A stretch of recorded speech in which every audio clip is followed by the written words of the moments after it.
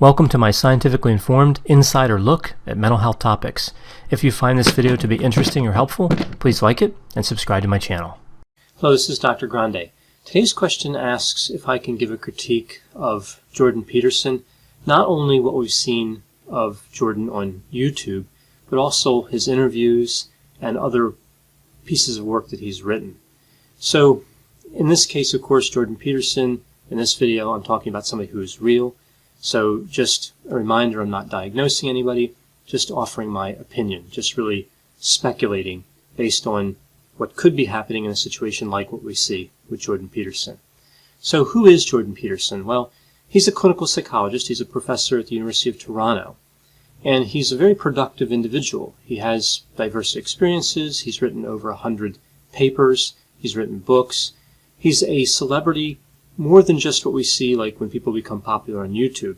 He's also a celebrity kind of outside of that. As a matter of fact, when talking about Jordan Peterson, sometimes you hear about the Jordan Peterson phenomenon. So he's really kind of taken off in popularity. Now, in one of his videos, he says that his IQ is about 150, which is more than 3 standard deviations above the mean. So he's exceptionally intelligent, if of course that's an accurate IQ. And if you look at his work, it does seem consistent with a fairly high IQ, so I'm willing to believe his IQ is, in fact, that high. Now, part of the reason that Jordan Peterson has become so popular is because he has political opinions that some people are really attracted to and other people are really repulsed by. So I'm going to try to stay away from that whole issue, the whole issue of politics in Jordan Peterson, and focus more on other areas. Now, he's also recorded a number of videos on philosophy, theology, personality theory, specifically the 5-factor model. I remember the model through the acronym OCEAN: openness to experience, conscientiousness, extroversion, agreeableness, and eroticism. And of course, he's also a practitioner. He's a psychologist, so he has videos about mental health and certain mental disorders. He also has become more or less a role model for young men. We see with one of his books, he has 12 rules about what young men should do to be successful and more productive. And a lot of these rules kind of make sense. I won't go through all of them, but just a few that kind of stood out to me. He says stand up straight with your shoulders back. So really kind of confidence, kind of building confidence. Set your house in perfect order before you criticize the world. So offering some sense of balance there. We see that he suggests pursuing what's meaningful, not what's expedient. So he's really centered on like a sense of purpose in life. He suggests that people should tell the truth, or at least not lie. It's an interesting way to put it. And he also says that people should assume that the person that they're listening to might know something that they don't, which I think is something that we see in his behavior. And one of my favorites here, the last one I'll mention, is he says that people should be precise in their speech. And this is something I think he really does a lot. This is one of kind of the positive points. So bringing me to some of those positive points, I'm going to talk about positives and negatives here. I'm also going to look at some of the other criticism of Jordan Peterson. So on the positive side, and again, this is just my opinion, I find Jordan Peterson to be bright. He's an excellent public speaker. He's engaging. He's polite. He's a flexible thinker. So there's this idea that when somebody's talking to Jordan Peterson, he's really considering what they're saying and processing that as potential evidence and open to changing his mind, although we don't see him changing his mind a lot during interviews. And I think that he does take the time to find the right words. This goes back to being precise. This is one of his rules. I also find him to be what I call deliberate. Now, deliberate's kind of an unusual construct. It reminds me of the movie Wyatt Earp that had Kevin Costner and Bill Pullman in this particular scene. So Kevin Costner was playing Wyatt Earp and Bill Pullman was playing Ed Masterson.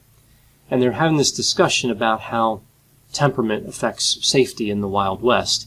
And Wyatt Earp says to Ed Masterson, "You're not a deliberate man. I don't sense that about you.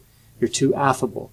And I think with Jordan Peterson, he is deliberate. I think he is careful and cautious. If we look at certain interviews he's been in, people have tried to trap him, put words in his mouth, and he stops and defends himself. He doesn't just accept their version of what he's saying. He's actually quite careful and, again, precise in his use of language. Now, in talking about some of the people that criticize Jordan Peterson, I've noticed, and this is really just anecdotally, like this is not something I necessarily found in scientific literature or anything, but I find that a number of academics are critics of Jordan Peterson. So he has a Ph.D., and of course many academics do as well, and that group tends not to be really on board with a lot of what Jordan Peterson has to say. We see that they're critical of the 12 rules. They look at them as simplistic and obvious. Now also anecdotally, I found that certain groups tend to like Jordan Peterson. Like in my experiences, I deal a lot with lawyers and physicians. So these are people who have kind of an applied role. So they learn material theoretically, and then they apply it in their practices. And I found that lawyers and physicians tend to like Jordan Peterson. Now again, there's no scientific research that I'm aware of that supports this. This is just my experience, that academics tend to be critical, and lawyers and physicians tend to like him.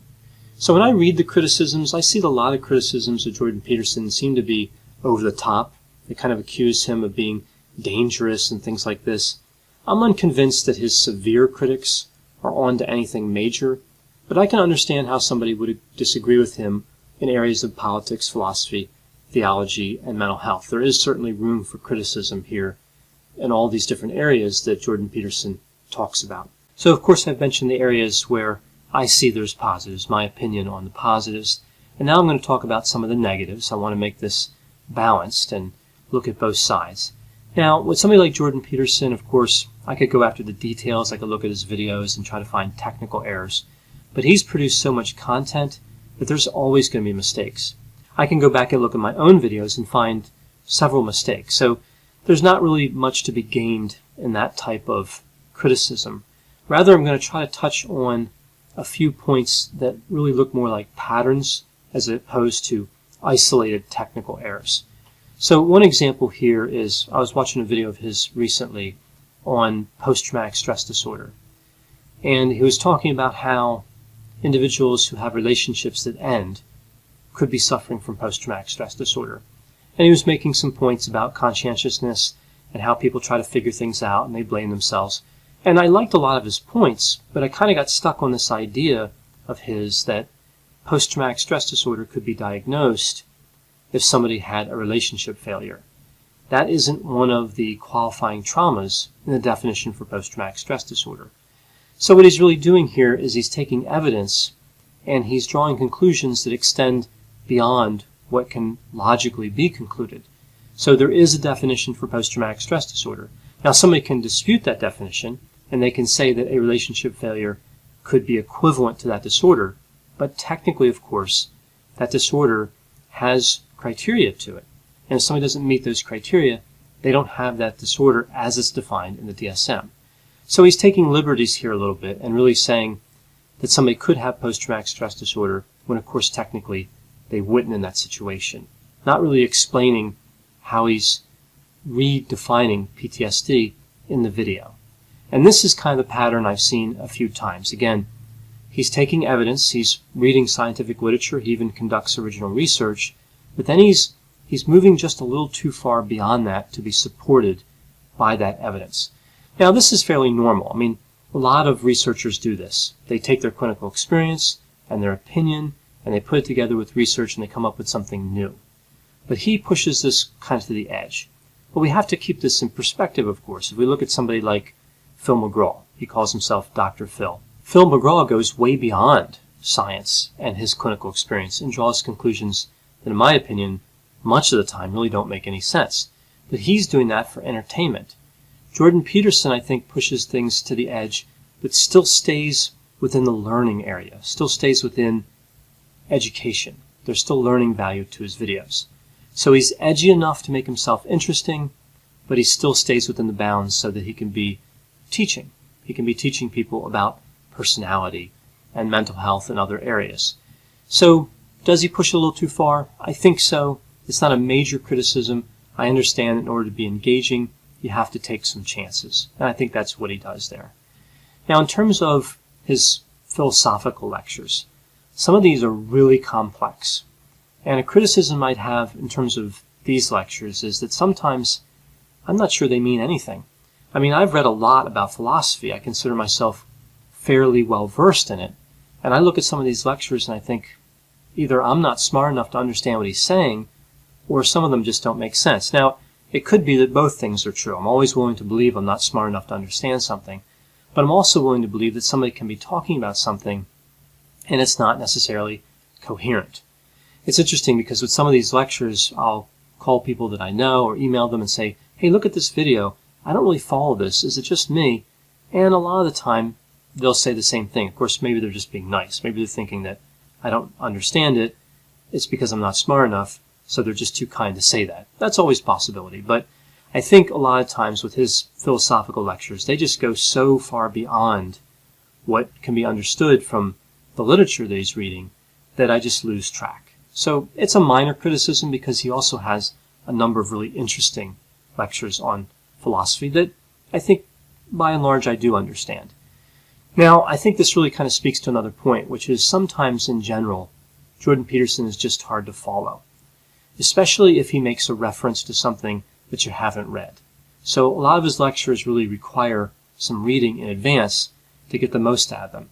Now, I put this in the negative category instead of the positive category, but really I'm not sure it is entirely negative.